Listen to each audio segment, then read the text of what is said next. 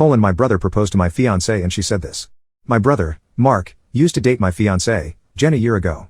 They dated back in August 2022. They were only together for a month before he broke things off with her because he was bored of being in a relationship and never really wanted to settle down anyway. At the time they were dating I was in a different state, so I had no idea he even had a girlfriend, and I had no idea who Jen was until I met her. Jen and I met at a bar when I moved back in October and hit it off really well. She was easily the most beautiful and intelligent woman I ever met, and we met up a few times more before we made it official. Fast forward to December and I finally bring her up to my family and propose meeting her at Christmas.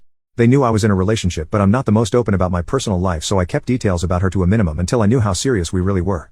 My parents asked to see pictures and they started passing my phone around the dinner table.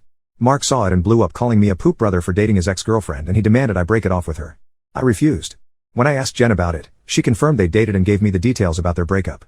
It took a few weeks, but eventually Mark stopped bringing up me dating his ex and I thought he was over it. On Jen's birthday this year, I took her out to a fancy dinner with both of our families and her closest friends, and I asked her to marry me.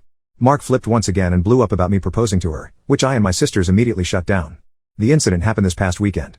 Mark had been pretty quiet about the whole thing for the last 2 months. I didn't see him much and figured he went low contact with me, which I had no problem with. Then he invited me and Jen for family dinner at his apartment with my parents and sisters. I thought it was weird, but my parents and sisters were also going, so we agreed to go.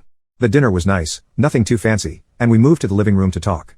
About 30 minutes into normal conversation, Mark stood up and told us he had an announcement. He made a long speech about being happy to have his family around for his big moment, then got on one knee and pulled out this cheap ring while asking Jen to marry him.